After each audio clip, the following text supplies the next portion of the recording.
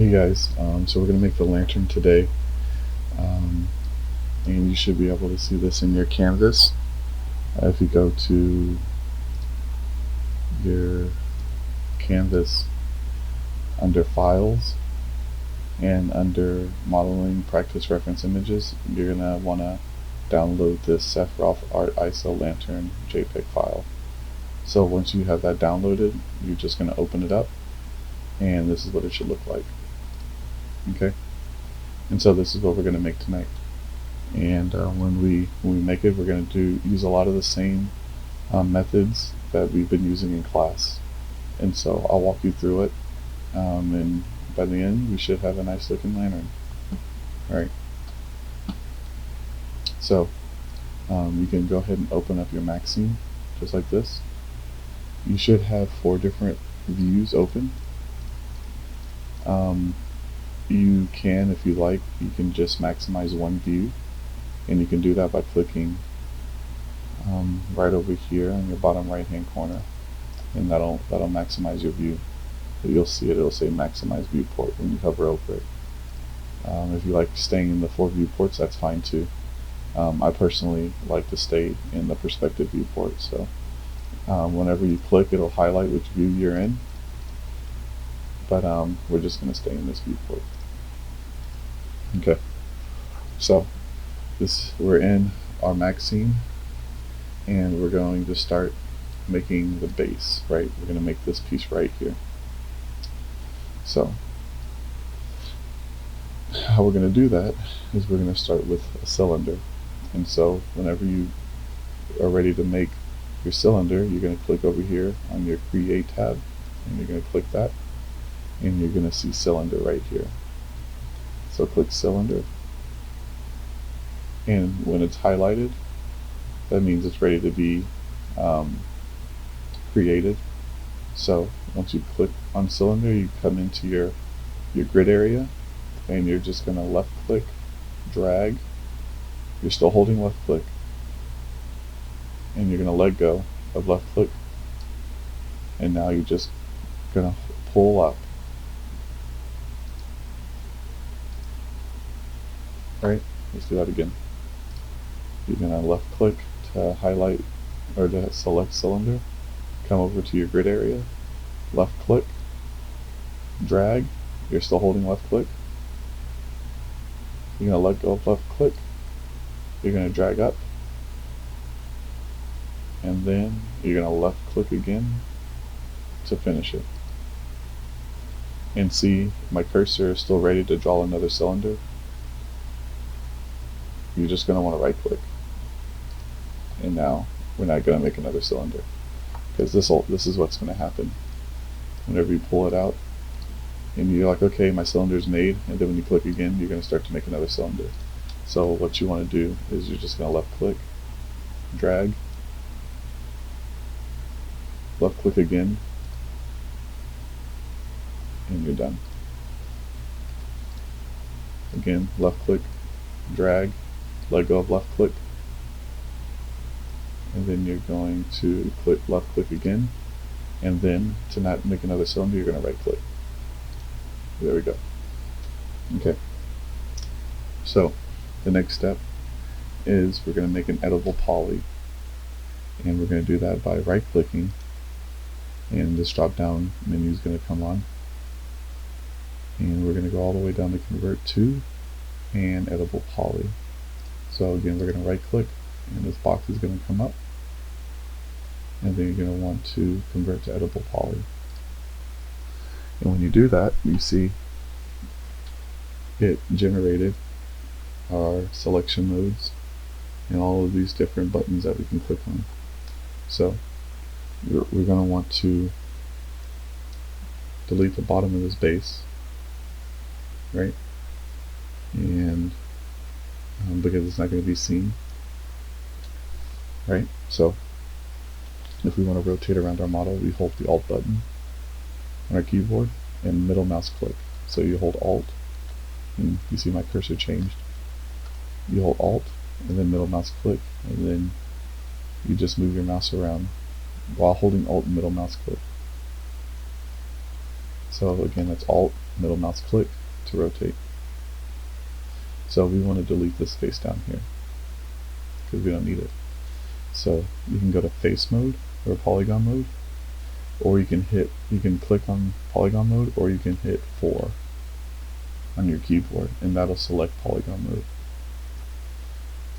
If not, if it doesn't work on your keyboard, then you can just come over here and click polygon. So click polygon, you'll know when it's selected, when it's highlighted blue. You click on that bottom polygon and you're going to hit delete. So that should delete that polygon. Again, you're going to click on polygon mode, you're going to click that bottom polygon and you're going to hit delete. Alt middle mouse click to rotate back around. Okay. Now we have this shape just without the bottom. So we want to start to make the base that extrudes a bit up, right? It's flat, so we want to make that base go up a little bit, but before we do that, you can tell right here in the reference image that it kind of tapers in some. And so how we fix that is we're just going to go to our scale tool, which is the hotkey for that is R, or you can come up to here where it says select and non-uniform scale, because you have your select tool right here, you have your move tool, your rotate, and your scale tool, but you can just hit R. So you hit R and then your scale tool pops up. So the next thing you want to do is you want to highlight in your scale tool this middle portion right here and just scale this down just a little bit. So you're going to left click and scale it down just like that. Now with this scaled, you're going to want to go over to your panel over here and click the box next to insert, which is going to be the insert settings. So click this box right here. You can see this is going to give us another little circle, and we're just going to come right here to the insert amount and we're just going to drag this up. So what we're trying to do is we're trying to make this portion right here, this little base. So that looks about good. You just eyeball it. Okay. So once I just Control Z, once you have a spot that you feel comfortable, you just hit the check mark right here. So now we're ready to extrude. So you come over to the extrude settings box right here and you're going to click that. And now we have this polygon extruded up. So this right here sets the height. So you can go in, you can go out. We're just gonna set it to a decent height. This is about right about there.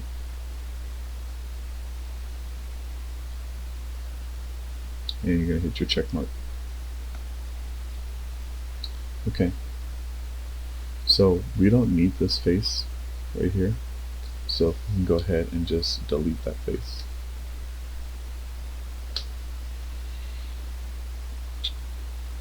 But what we do need to do is we need to make it kind of curves right here. And so we're going to do the same thing. And we can do that by going into our edge mode right here, or you can hit 2 on your keyboard to go to edge mode. You're going to click this edge right here. You can hit Q to go to your selection mode, or you can just come up to this box and click your selection mode so you don't scale anything by accident. So you click this edge right here, left click this edge, and then this button right here, ring, you're just going to click on that. And what that's going to do is it's going to select all of these edges along this axis right here. So hit ring, and now we have a ring of edges. After that, you're going to go over to connect the box setting right here and click that. Now that just gave us a whole new edge, and we're going to use that to make that curve. And so you don't have to mess with anything here, we just want one edge, one segment. So hit the check mark, and now what we're going to do is we're going to go to our scale tool right here, and we're just going to scale it down. So with your scale tool, your scale gizmo is going to come up, and you're going to want to get right in the center of that scale tool, left click, and then just drag. And so it should look something like this.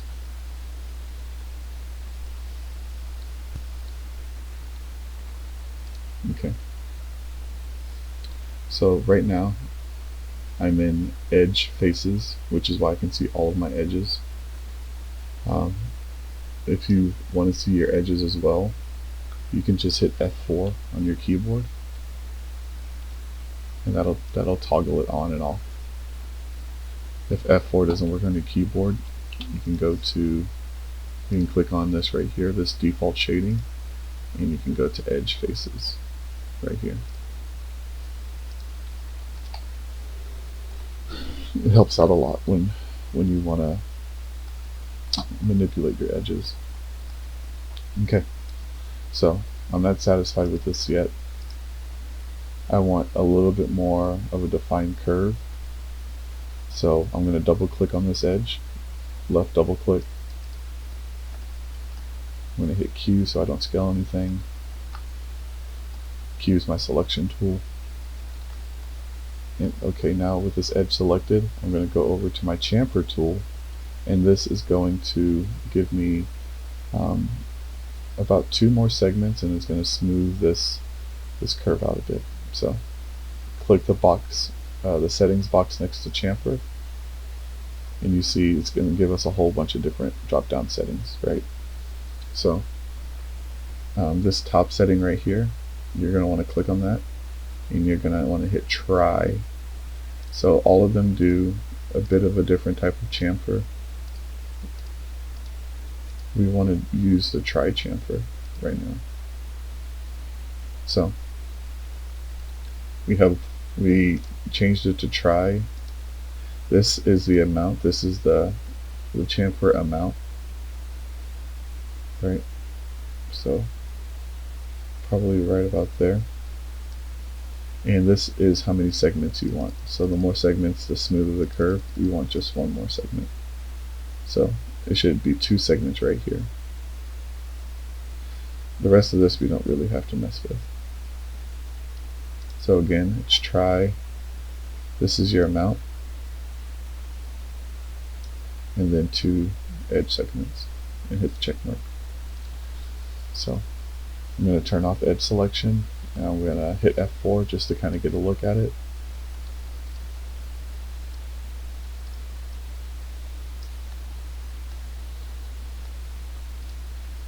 So yeah, we got something close.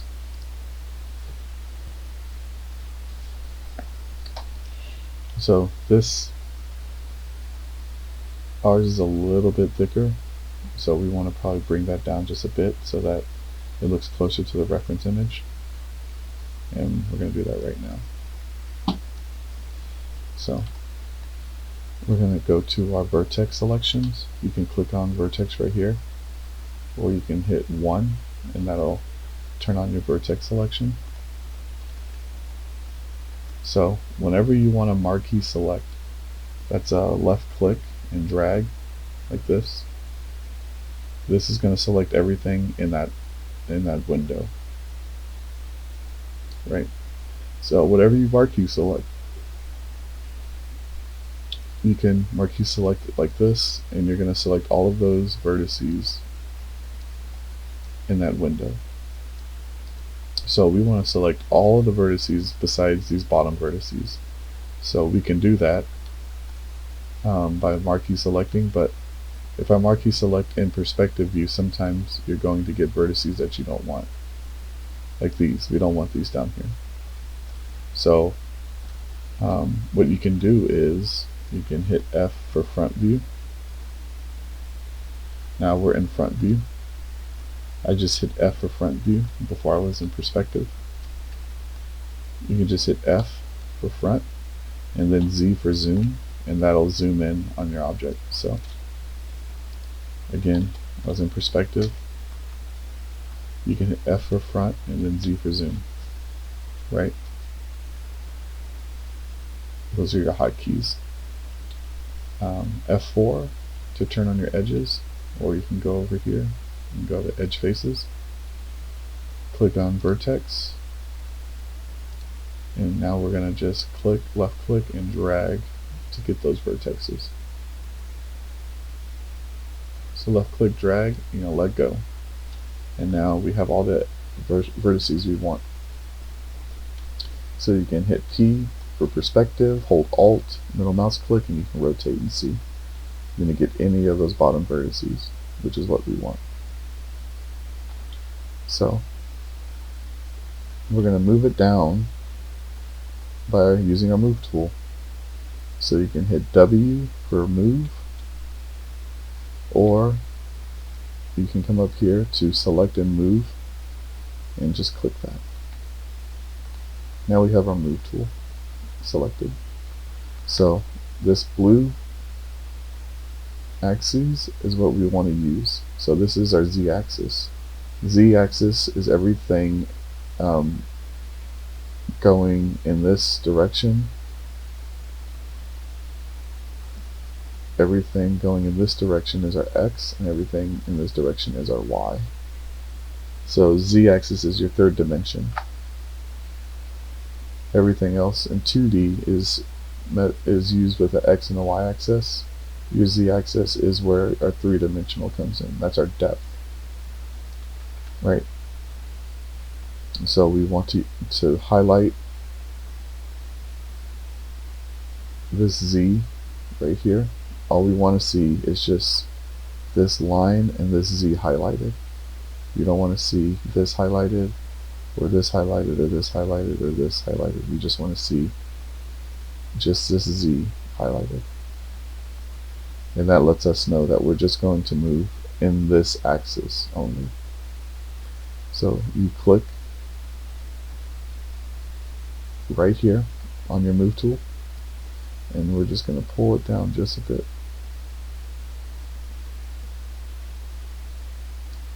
Like that.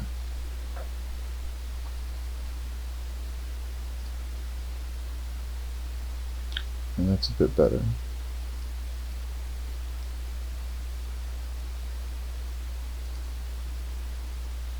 Yeah.